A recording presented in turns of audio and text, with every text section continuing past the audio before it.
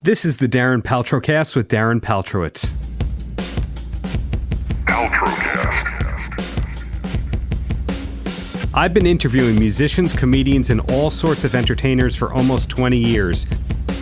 Joan Rivers, Flavor Flav, Paris Hilton, members of Guns N' Roses and the Eagles, and countless others.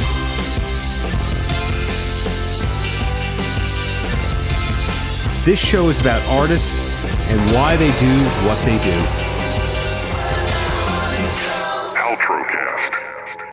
Thanks for downloading episode 39 of the Paltrocast with Darren Paltrowitz. This episode has interviews taped in late 2019 with three differently globally successful entertainers. Mike Reno from Loverboy, Clint Lowry from the band Sevendust, and singer Chanel. First up is my interview with Mike Reno, the lead singer of Loverboy since the late 1970s. All these years later, the Canadian band is still playing theaters and festivals around the world and still cranks out new music every few years. I had the pleasure of speaking with Mike by phone in advance of an upcoming gig in Illinois, and I think you'll quickly pick up on the fact that he's really nice and he doesn't take himself too seriously. Enjoy. Hello, Darren. It's Mike Reno calling. Good day for you so far? Awesome so far. Well, really appreciate you calling. Longtime fan. Loverboy has been at it for decades and been doing it at a really high level for decades. And I'm curious if you guys ever had a year off, because it seems like you haven't dipped below 70 gigs a year at any point. No, we do play an awful lot, and that's for sure. And we're actually in the middle of taking 2 months off, which is the longest I've taken off in a couple of decades, really. Yeah, you're right. We need a year off, Darren. Come on. Well, you do have these upcoming dates in Waukegan and elsewhere, but how has your show evolved in the last 10 years? Because you did do a new studio album about 5 years ago. You know what? We plan. What we're finding out over the years is that everybody really wants to hear the songs that they grew up to, and you can't really fight that, in my opinion. I mean, you could go on and I think it's a little self-serving to play a whole bunch of songs nobody is familiar with, and I'm not that kind of artist. We like to have fun with people. We like people to also have fun, you know, not just for us to have fun playing, because we actually play these shows. We really have a ball playing them, and we're getting pretty good at some of these songs. We've been playing them for 40 years. Can you imagine that? Right. And a lot of bands at your level, when you're used to, playing arenas and really, really big theaters, they might have a B show that they'll do in their hometown where they play deep cuts or a specific era from their career that they wouldn't do at big headlining shows. Does Loverboy ever do that kind of thing? Oh, absolutely. We do, especially in soundcheck. We play songs that we haven't played in years to see who can remember their parts. But and every once in a while we get encores that go beyond one or two encores, and people want to hear other songs. So we pull out songs we haven't played in a while. And it's super exciting because you remember a lot of the song, but you don't necessarily remember all of it. But I always tell people, we write them, we can wreck them if we want to. That's a healthy attitude, to say the least. And from the Loverboy catalog, are there particular songs that are deep cuts that you love that you wish more people would know? Absolutely. One of our big deep cuts is Take Me to the Top, and we play that and the crowd cheers quite a bit. But it was never a single, and most of our show these days are all singles that we've put out and done videos for. But we didn't put out Take Me to the Top as a single, but the crowd is just eating it up like crazy. They love it. I've had the pleasure in the past of interviewing your bandmate Paul and also interviewing Bob Rock. And I asked this question to Paul, and I'm curious if you had the same answer. Now, you guys worked with Bob before Metallica did. Is Metallica softer than we think they are, or is Loverboy harder than we think they are? Loverboy's harder than you think we are. For sure. I don't think Metallica's soft by any means, but I don't think we're soft either. A lot of people think, we're not as strong, but this our group gets pretty strong on stage. We play nice and loud, and we get deep into the music. I mean, I'm proud to be a front in this band because they're very good musicians, and they're really strong, and they're heavy. We got a pretty heavy band. Right, and you also have had success as a solo artist outside of Loverboy. Was the plan ever to go properly solo aside from those one-off projects? Not for me, it wasn't. I was just doing things because, we've done things for so long a certain way, and then I just decided, I can do whatever I want, really. I got 2 months off. I could go right ahead and do an entire other album if I wanted to. But I never really did. I stuck with Loverboy tight. I'm pretty dedicated to the group. I've done some singles for movies and stuff, which I think is probably as far as it's going to go. Mind you, I did cut a couple of album type situations that I didn't release, which I think people would be interested in seeing. And I'm gonna put those up on our website pretty soon. And I just have boxes of them at the house. It's nothing serious. But if people like the way Loverboy sings and sounds, I think they'd be interested in hearing some of these things I did. People who go deep back into the Loverboy catalog, then they look at bands that you were peers with. One of them that I looked up and learned about was called Street Heart. Is that a band that you think of as peers? Excellent band. They were before Loverboy, and a couple of the guys from the group Street Heart are in Loverboy. And it's funny enough, even our new bassist, after the year 2000 when we lost Scotty to that horrible boating accident, we picked up a new bassist after a proper amount of mourning, and he was from the Street Heart band. So I got the drummer from Street Heart, the guitar player from Street Heart, and now the bassist from Street Heart. So it's almost like, we're the same group. We travel in the same circles. We play together up in Canada a lot. Street Heart never broke in the States. So whenever we're in Canada, we end up playing with groups that probably the United States has never heard of, like Honeymoon Suite, Street Heart, Prism. I mean, there's a lot of groups up here that are very, very big, but they never made it in the States. And that's kind of puzzled me, because Honeymoon Suite's a fabulous band.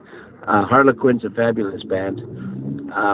These are huge hits produced by people who produced Aerosmith albums, like, Jack Douglas and stuff. So, it's kind of funny how some stuff crosses the border and some stuff doesn't. One thing I'm curious if it crossed the border and made such a big impact for you was when your song wound up in the Chris Farley sketch of SNL for Chippendales. Is that something that was a big deal for you? Well, it was a surprise, to be honest with you. I saw it at the same time everybody else saw it. When a song is over 7 years old, I don't think you have to even ask permission. You could use it. You just have to, pay the copyright and or whatever it's called, usage fee of some sort. So what happened was, I remember doing a show and I was packing the night before, or before the next morning. I like to pack at night because I'm too confused in the morning to pack. So I'm sitting around. It's after a show. I'm packing, and I got Saturday Night Live on, and all of a sudden it comes on, and I hear the cowbell, and it's like floored me. I almost peed my pants. It was so funny. And even to this day, I find it amazing every time it comes on a repeat. And in general, you're known to just have a great sense of humor about everything. Was comedy ever something that you almost thought about doing? I never thought about doing comedy. I imagine that's even harder than being a musician. But I like to have a laugh, and I kind of surround myself in I don't take things too seriously. I think life's too short to get all weird and serious. Right. Well, going back with the whole Chris Farley and SNL thing, of course, the Canadian equivalent of that was SCTV. Were those guys on your radar at any point in terms of touring and being around them? Because there were musicians within the SCTV world. Absolutely. Paul Schaefer, he was with Second City and all those SCTV before he was with Letterman. And he's a Canadian. He's a guy from Thunder Bay, a little tiny town up in the north. And we'd run into him at all kinds of different functions, and he's a big fan, and I'm a big fan of his. It's the Mutual Admiration Society thing, and we used to run into a lot of the actors and the comedians. And I remember sitting in an airplane, and one of my roadies comes over to me and says, "I'm sitting right beside." Oh God, now I'm gonna forget his name. I'm gonna blow the whole story, but it's the guy with the eyebrows. Does that help? Eugene Levy. Eugene Levy. He says, "I'm sitting beside Eugene Levy. He's a big Loverboy fan." So I went up and said hi to him. I thought that was pretty cool. Going back, again, these are huge compliments and they're intended. But a band like yours who sold that many millions of records, who's still playing big venues and all that at this point in your career, is there anything that you haven't accomplished that you're still hoping to accomplish? Well, what would be nice to do is be able to sing Almost Paradise with Ann Wilson, because we only did it once. We sang it in the same microphone together once in the studio, and that's what you hear on the radio. And I've never sang it with her since then because for some reason she's a little bashful about doing that. So I might warm her up to us doing it sometime. I think it would be huge. Right now I sing it with my wife, and she's very good too. But to sing it with Ann would be something I'd like to see happen someday. The people that are going to see Loverboy in Waukegan, Illinois, they're going to be seeing you sing the song with your wife on stage? Well, not necessarily. If she doesn't come with us all the time, so a lot of times we don't get to play Almost Paradise.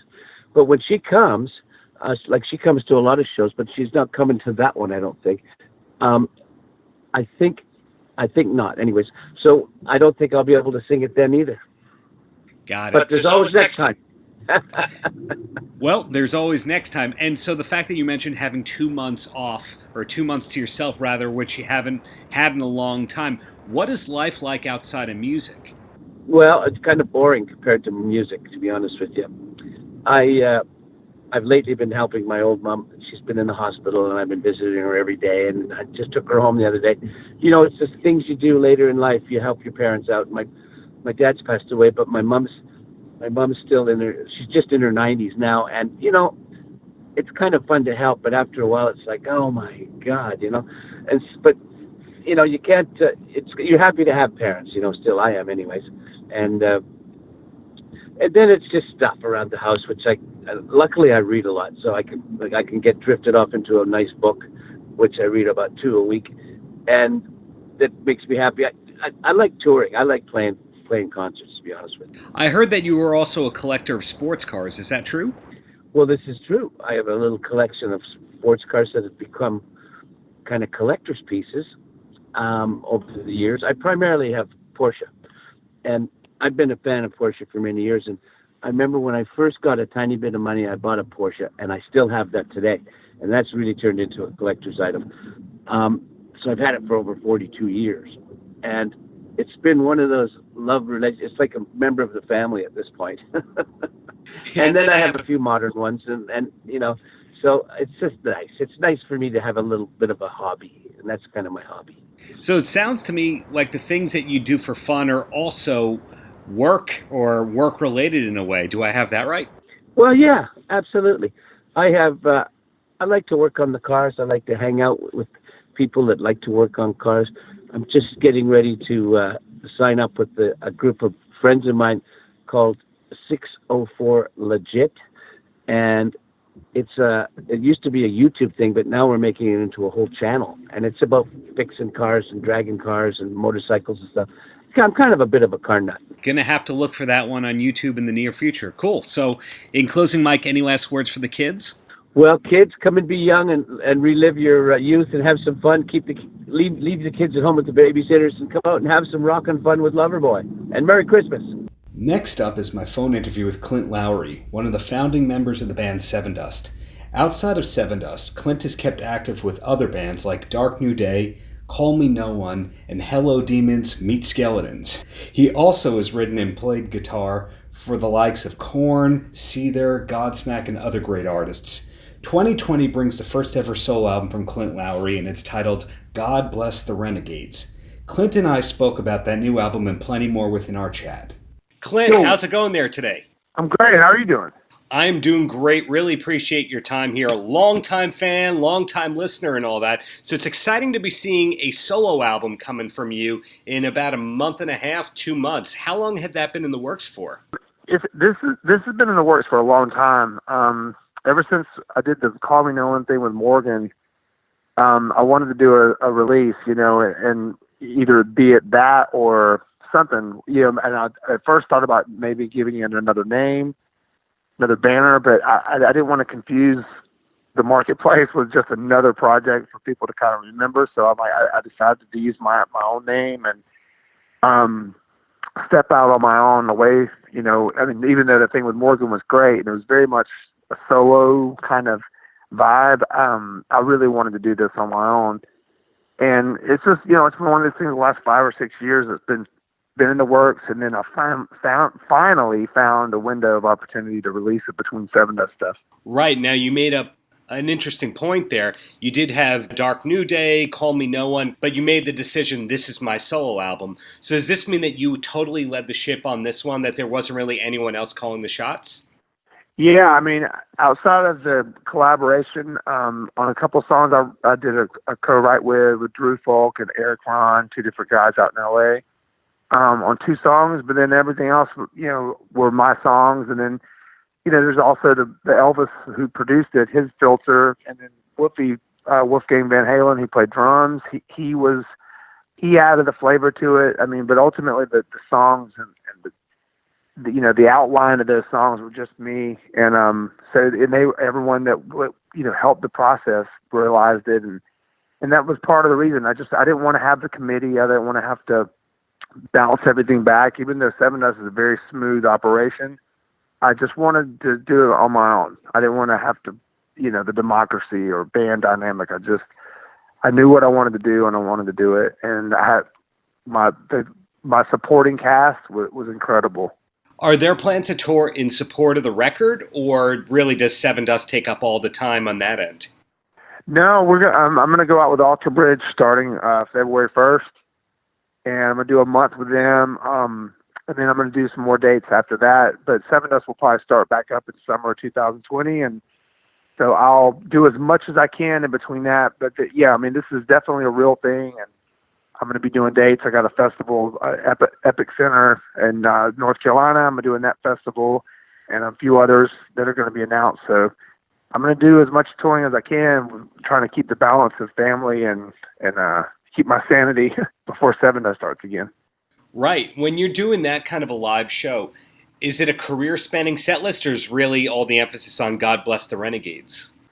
It'll be about 80-20, 80% being God Bless the Renegades, and then the other will be for those, there's a small little cult following that has followed the projects that I've done that I've self-released.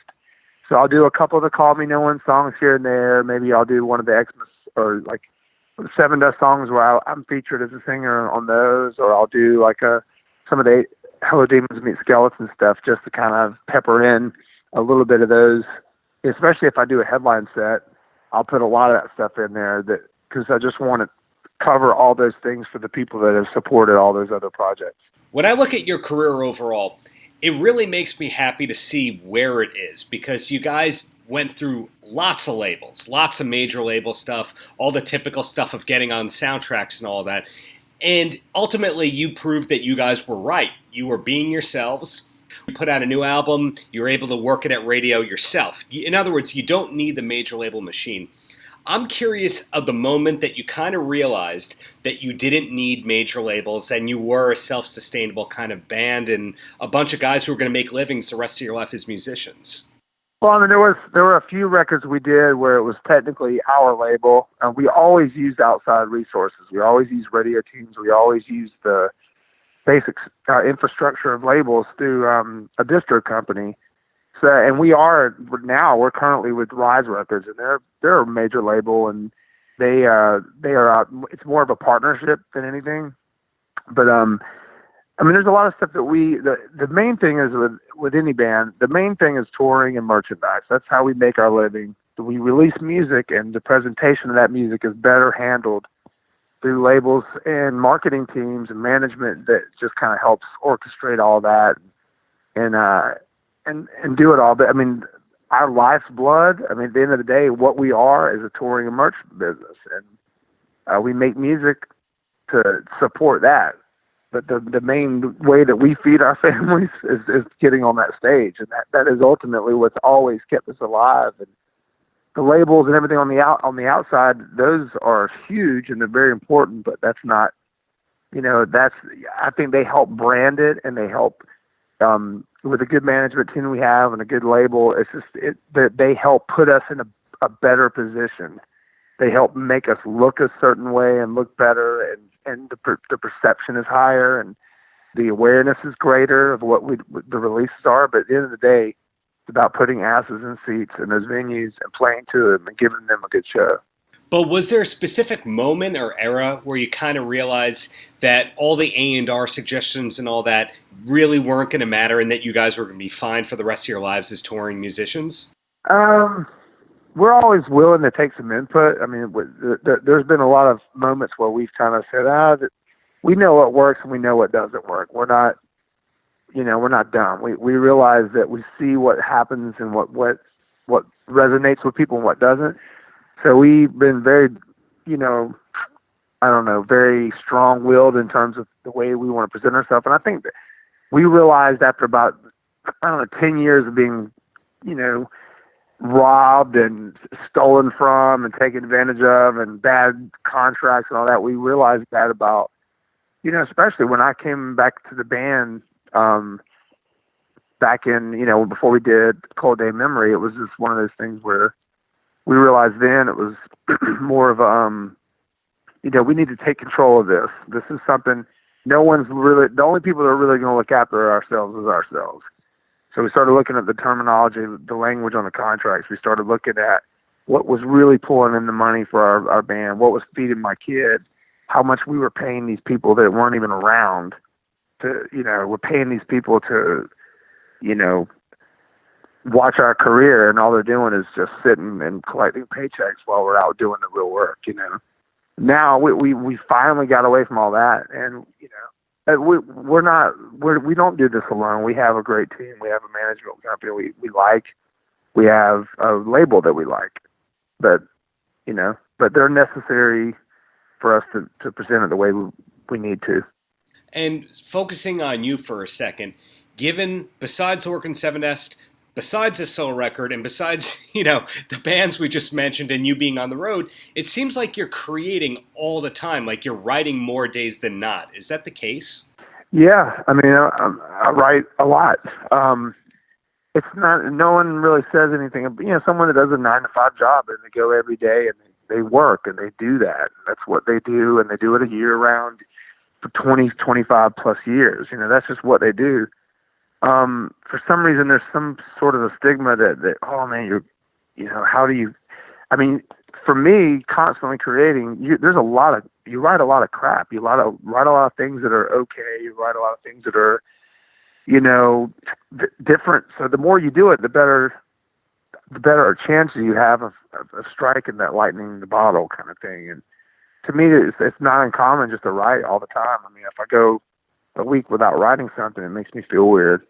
I got to do something creative, just because it's something I love. I get a lot of joy out of it, and you can definitely burn out on it for sure. So I'll take breaks and let myself miss it a little bit, but for the most part, it's just what I enjoy doing. Have you ever had creative outlets besides writing music? No, I mean, it's really generally artistically, that's the only thing. I read a lot here lately, the last year or so. I read and try to expand myself in that way, just opening my mind to tactics and strategy and motivation and all that stuff. But it's either like fitness or music for me, and those are the two outlets. And then being a father and a husband, that takes up the rest of anything else I have left is all for them. 3 quick questions, and then you're a free man. And the first one is, the Atlanta music scene has to be the biggest music scene that people don't really connect, that everyone is from the same city, like you guys and Collective Soul and Fozzy and Butch Walker and all that, etc. When did you start realizing that Atlanta was just this great scene and not just a bunch of island of misfit toys? I mean, Atlanta's got this huge hip-hop culture, too. I mean, I've always thought there was a really good musical community. I don't live in Atlanta anymore, but I do recognize a lot of the stuff that comes out of there. And there's a huge amount of bands here. Under Oath is another one. It's, Mastodon. There's like it is kind of like the bastard child of the music business. There's a lot that comes out of there that isn't completely recognized, but that's okay. I mean, just as long as it's happening, I think Nashville takes a lot of the credit now. There's a lot of people that are coming and moving there and basing themselves out of there. But Atlanta it's just another. It's like more of the hip hop LA. There's a lot going on in Atlanta, and it's thriving. I like to see the music scene continuing on there. We never got a lot of support from Atlanta in the early days.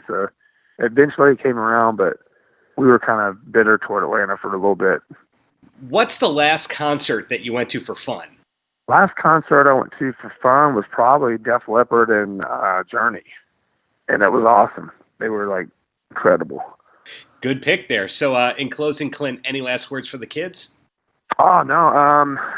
Just the last thing, please keep your eyes and ears open for new content. There's going to be more songs and video content released over the next month and a half and leading up to the record. And please share. This is an underdog project, and as much as, the word of mouth is the best promotional tool out there, man. So please share it with all your friends. Hope you enjoy it. Last, but definitely not least, is my December 2019 phone chat with Chanel. Chanel just released a new single called Hand It Over, which we spoke about, but I also want to learn more about what it's like to have such a multifaceted career. Chanel has not only written songs for a variety of pop and R&B artists, but she's also a superstar recording artist in Japan with over a decade of big chart success over there.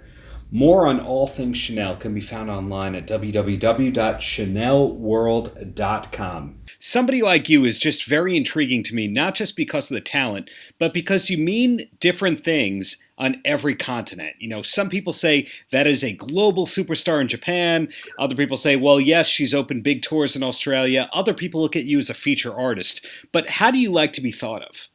Definitely somebody that's relatable, but I don't know. My story seems to be different, and people remind me of that.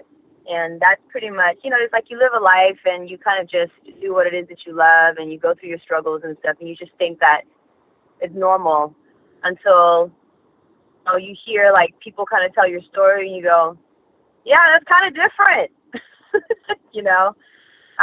Being born in Malaysia, growing up in Australia, getting found in MySpace and coming here and been living out here, but blowing up in Japan. I guess it's a really unusual story, and I'm really, really grateful for the experiences that I've had all these years. And one of the things you've been very successful at is writing for other artists. Was that something that you wanted to do at the beginning, or was that something that evolved later on with random opportunities? Yeah, it kind of evolved. I never saw myself as a songwriter for other artists like that. When I first moved to New York, my main focus was just being an artist. And things kind of got a little shaky for me, not really sure what direction I wanted to go after the first single came out. And I moved to LA, and I remember saying to myself, you know what, I don't want to do the artist thing anymore. I'm just going to write. I'm just going to songwrite. Not really knowing if I was going to get placements or if I was going to write for other artists. I just thought, let me just songwrite. And I didn't really stay there very long, but in that period of time, I did get some placements, especially the one with Leona Lewis that came out on the Echo album called Can't Breathe. And that was when I realized, okay, so I guess I'm not just an artist, I can also songwrite. And that kind of opened up my world, Right, and I understand that you have some new music coming out early next year. Can you tell me a little more about that? Yeah, I have a single coming out called Hand It Over, and pretty fun record. I think it's perfect for the start of the new year. It's really super vibey and sexy and flirtatious, and just a really fun record, man.